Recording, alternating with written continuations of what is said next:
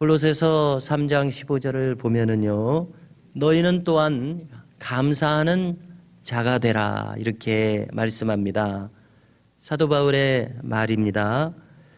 그래서 이 감사하라와 감사하는 자가 되라는 것은 엄연히 이 다른 표현 아닙니까? 감사하는 자로서의 감사와 건건이 좋은 일이 있을 때마다 감사하는 그러한 감사와는 차원이 다른 것을 알 수가 있습니다. 오늘 시인은 감사하는 자로서의 감사를 드리고 있다고 생각됩니다.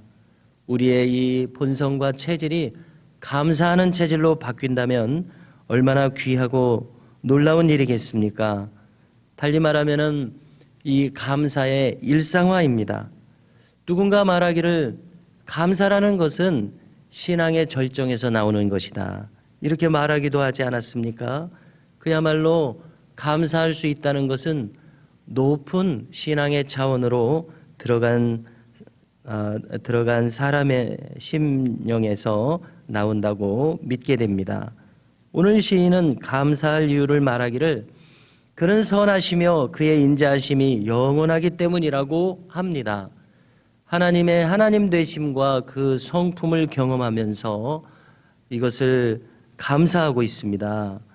여기서 이 하나님의 성품 인자하심을 히브리어로 찾아보면 헤세드라고 되어 있습니다. 이 말은 헬라어에서도 아가페와 같은 의미를 가집니다. 즉, 저 위에서부터 부어 내려지는 무조건적인 사랑입니다. 이 사랑은 이유가 없는 사랑입니다. 이유가 있다면은 나를 지으신 자이시기에 하시는 그러한 사랑입니다. 생각해 볼 때에 부모의 자녀에 대한 사랑은 절대적입니다. 이유가 있어서 하는 사랑이 아닙니다. 내가 낳은 자이기에 스스로 우러나는 영원하고 절대적인 사랑입니다. 누군가 말하기를 사랑하는 자는 그대로 약자가 된다는 이러한 말이 있습니다. 무조건적인 사랑, 이유가 없는 사랑에 대한 하나의 설명일 것입니다. 그래서 하나님을 우리가 생각해 볼 때에 우리를 사랑하시는 하나님은 우리에게 대하여 약자가 되시는구나, 이렇게 생각할 수가 있습니다. 왜냐하면 우리를 향해서 영원한 헤세드의 사랑, 무조건적인 이유 없는 사랑을 품으시기 때문에 그렇습니다. 오늘 시인은 이스라엘도 모두가 다 그 인자하심이 영원하다고 하라, 이렇게 말하고 있습니다. 아론의 집도 그리해야 한다 말하고 있습니다. 아론의 집이란 제사장들을 가리키는 것입니다. 또 다른 여호와를 경외하는 자들도 그리 말해야 한다고 확신하고 있습니다. 이것은 이방인들을 포함되는 모든 백성들, 천하 만민을 가리키는 말일 것입니다. 모든 사람들이 예외 없이 하나님의 영원하신 이 자비하심, 헤세드의 사랑을 찬양해야 마땅하다고 시인은 오늘 노래하고 있습니다. 이렇게 하나님을 높여야 할 이유가 시인에게는 구체적으로 있습니다. 그가 몸소 경험한 간증에 의하면은 그가 고통 중에 부르짖는 기도에 응답하셨습니다. 돌이켜볼 때에 응답되지 않는 기도란 신앙인에게 있을 수가 없습니다. 왜냐하면 하나님께서는 나의 기도를 듣지 않으시는 법이 없기 때문에 그렇습니다. 하나님을 믿는 믿음에 의해서 이것이 바른 이치가 아니겠습니까? 나의 기도를 외면하시는 하나님에 대해서는 상상할 수가 없는 모습입니다. 그러므로 하나님은 나의 모든 기도를 들으시고 그것을 응답하시되 다만 최선의 길로 응답하시리라는 우리의 믿음이 있습니다. 때때로 응답되지 않는 것처럼 느낄 때도 있죠. 그것은 무엇입니까?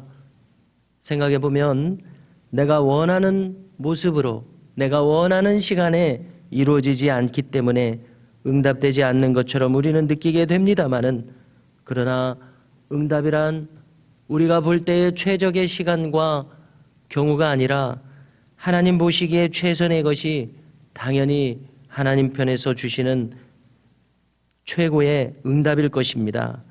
우리가 원하는 대로의 응답만은 아니리라는 이 헤아림이 우리에게 있어야 할 것입니다. 그러므로 누군가 설명하기를 지금의 나는 이대로 기도응답의 결과로서 나의 모습이다. 이렇게까지도 설명하는 것을 들어보았습니다. 지금 내가 경험하는 것, 당하는 것, 이루어지는 모든 것은 기도의 응답의 결과로 주어진 일이다. 그러면 우리가 생각할 때 어찌 좋은 일 아니겠습니까? 우리가 생각할 때의 굳은 일도 기도의 응답으로서 주어졌다면 이 얼마나 놀라운 일입니까? 이 얼마나 우리로 하여금 깊이 생각하게 하는 그러한 결과입니까? 참으로 놀라운 말이 아닐 수 없습니다. 6절에서 시인은 확실하게 말합니다. 여호와는 내 편이시라. 참으로 이렇게 말할 수 있는 영혼이 있다면 그 영혼은 복된 영혼일 것입니다. 이 세상에 많은 사람들이 있습니다마는 하나님은 나의 편이시다. 이 참 놀라운 확신입니다. 시인은 확신하고 있습니다. 우리가 이 역사 속의 일화 중에 신앙의 위인들 지도자들이 남긴 유명한 말들이 있습니다. 그 중에서 아브라함 링컨은 다음과 같이 말했다고 합니다. 남북전쟁에 대해서 그의 부관이 질문을 합니다. 하나님께서는 우리 북군 편이실까요? 아니면 저 남군 편이실까요? 했을 때에 그의 대답은 그거보다도 더 중요한 것이 있네.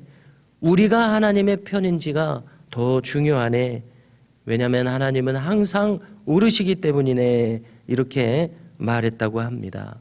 시인이 하나님은 내 편이시다. 확신했던 것은 무엇입니까? 그가 먼저 즐겨 하나님 편에 서는 자이기 때문일 것이라고 생각됩니다. 그러므로 7절과 그 이하에서 시인은 아주 확신 속에서 말합니다. 시인의 대적자들에게 여호와께서 보응하실 것이다. 조금 전에 남북전쟁의 예를 든다면 하나님 편에 확고히 서 있다고 생각하는 분들도 이렇게 생각하지 않았을까 짐작해 봅니다. 여호와께서 대적들에게 보응하실 것이다. 비슷한 역사의 일화 중에는 다음과 같은 이야기도 있습니다. 2차 세계대전 중에 영국의 지도자는 처칠이었습니다. 그의 부관이 말하기를 하나님은 지금 우리 영국 편이실까요? 저 독일 편이실까요? 그러자 이렇게 위트 있는 대답을 했다고 합니다.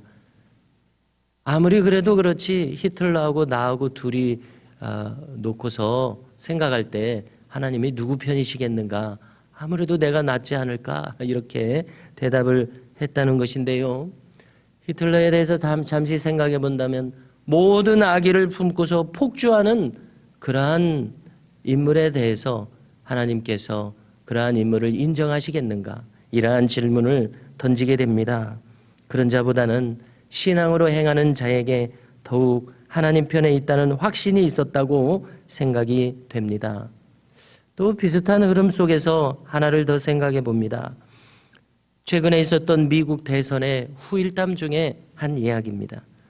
카멜라 해리슨이 인도의 힌두교 출신인데 그를 위해서 그가 대통령이 되기를 원하는 수천 수만의 힌두교 사제들이 셀 수 없는 제사를 드렸었다고 합니다. 이러한 사실을 놓고서 신앙인들이 말하기를 그렇게 우상들에게 절하는 사람을 하나님이 택하실까? 그렇지 않으실까? 이러한 이야기가 전해지고 있습니다. 한번 생각해 볼 만한 이야기라고 여겨집니다. 오늘 시인은 말합니다. 자신이 살아가는 삶 속에서 여호와께 피하는 것이 사람을 신뢰하는 것보다 낫다. 이렇게 말합니다. 고관들을 신뢰하는 것보다 낫다. 이렇게 말합니다. 내 주변에 가까이 보이는 나를 도울 수 있는 사람을 우선 떠올리는 것이 보통의 마음일 것입니다. 나를 힘써 도울 수 있는 고관들을 먼저 찾는 마음이 일반의 마음일 것입니다. 그러나 시인은 여기에서 한 걸음 더 깊은 신앙의 세계에서 행하고자 합니다. 그러한 사람들도 나에게 도움을 줄 수 있을는지 모르지만 더 분명하고 확실한 큰 도움은 하나님께 피하는 데 있다. 하나님을 의뢰하는 데 있다는 이러한 근본적인 물음과 이러한 태도 속에서 행하고 있습니다. 성도 여러분, 나의 편에 서서 나를 도우신다는 시인과 같은 하나님에 대한 믿음과 확신 속에서 우리도 행할 수 있기를 바랍니다. 오늘 이 하루와 또 남은 며칠 남지 않은 이 한 해 그리고 내년을 맞으면서 하나님 편에 서서 행하는 우리 모두가 되시기를 주의 이름으로 축복합니다.